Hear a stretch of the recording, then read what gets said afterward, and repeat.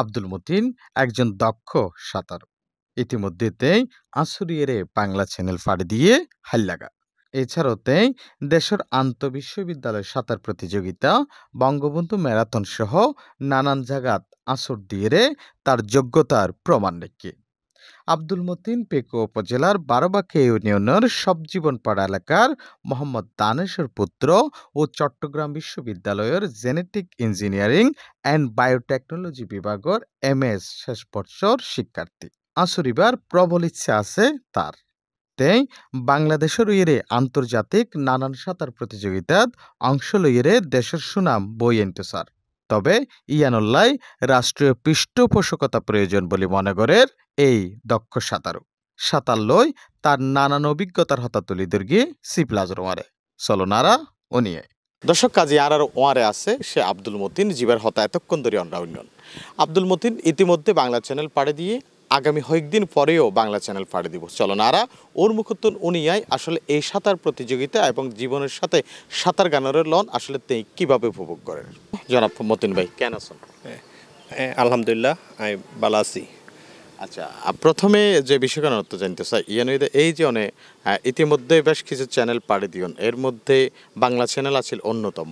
তো আসলে বাংলা চ্যানেল পাড়ি দিবর অভিজ্ঞতা যদি আরা দিয়ে শুরু করি। আমি মূলত বাংলা চ্যানেল সম্পর্কে জানি 2018 সালের তুন, কিন্তু আর ইউনিভার্সিটির সাবজেক্টের ব্যস্ততার কারণে আমি সময় দিন না হারি এটা। কিন্তু আমি ইতারা আরোগ্য 2021 সালে যোগ্য সুযোগ দিয়ে দেয় আর রেস্কিউ টিমের রাখি বললাই।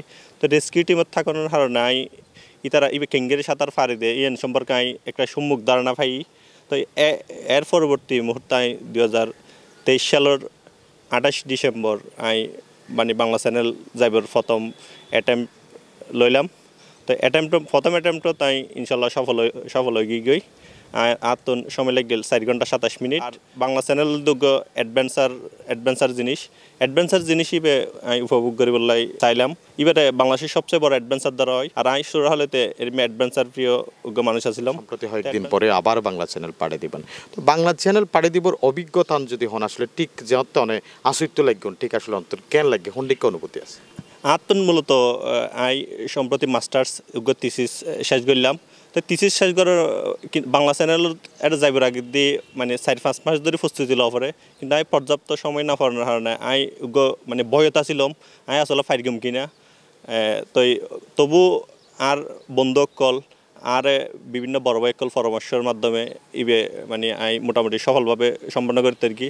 চ্যানেল অর্থাৎ সেন্ট মার্টিন নিশ্চয়ই সেন্ট মার্টিন ফার দিতে চাই নতুন আসলে কি মনে হয় না মানে হন জায়গার যে এর যে অনেক অনুভব করছেন কিনা যে অনেক ডুবি যাবেন গুই বা ইন্ডিকা হন ফিলিংস আসছিল কেন এরিমে আসলে হন ফিলিংস মনতই আনন্দ না যাইব। আর মানে এনগু লক্ষ্যবস্তু আছিল যাতে আমি ইবে খেঙ্গেরে ফাড়ে দিতে এরকম হম সময়ে ফাড়ে দিতে এরকম ইয়েনের টার্গেট আছিল। তো এরিমে চিন্তাই না মনের মাঝে মানে গাতিবর হন সুযোগ না পাই আমি যত তাড়াতাড়ি পারি অত তাড়াতাড়ি সামনের দিকে আগাই। আচ্ছা, অনেক ঠিক 6 ঘন্টার মধ্যে বাংলা চ্যানেল পাড়ে দিও।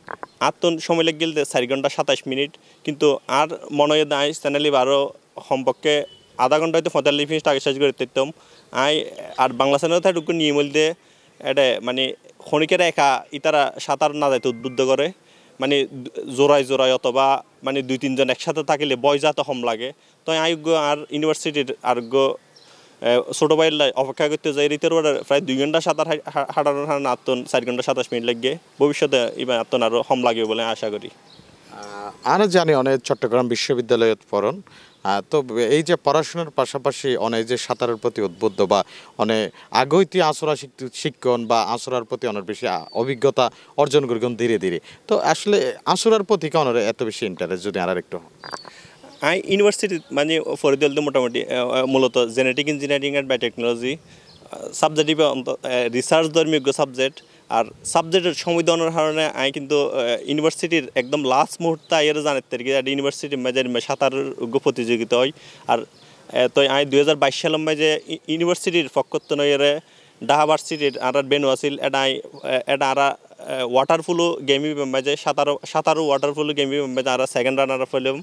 তো মানে ইক্ষেত্র নাতন কিছু কনফিডেন্স বিল্ড আপ হয়ে যেভাবে মূলত বাংলা চ্যানেল ফাড়ে দিব আর ভবিষ্যতে উদ্বুদ্ধ করি।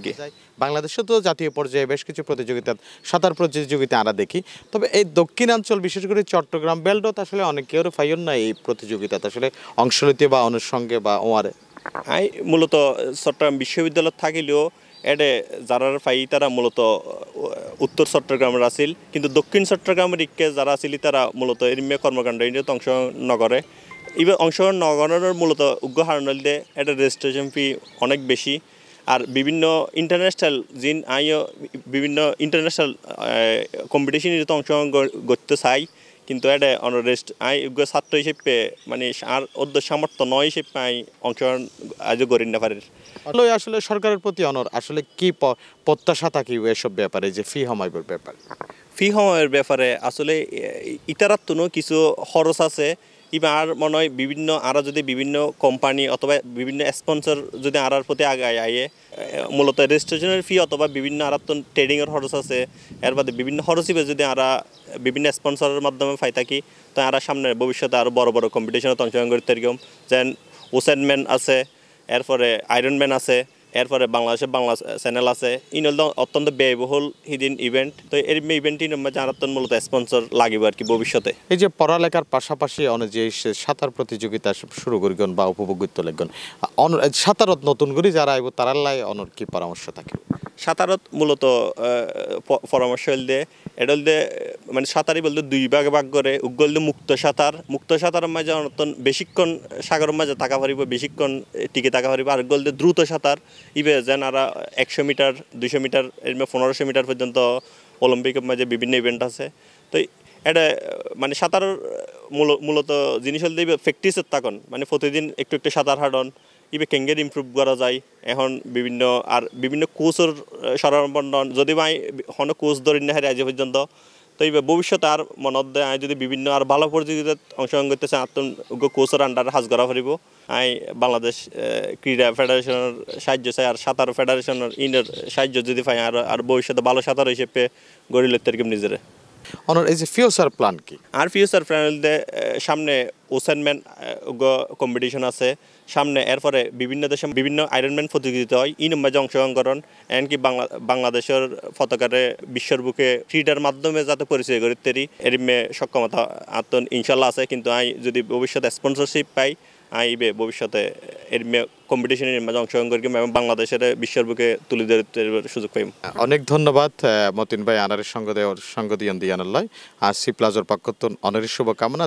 প্রিয় দর্শক, আর এতক্ষণ ধরে হতা হইলাম সাঁতার প্রতিযোগিতার যা বিভিন্নভাবে অংশ লইয়ে ইতিমধ্যে যা বাংলা চ্যানেল পাড়ে দিয়ে পেকুয়ার কৃতি সন্তান আব্দুল মতিন ভাইয়ের প্রত্যাশা সাঁতার ব্যয়বহুল প্রতিযোগিতা, এই ব্যয়বহুল প্রতিযোগিতা ছাত্র তার পক্ষে সামনে আগায় জন্যার অনেকটা কঠিন।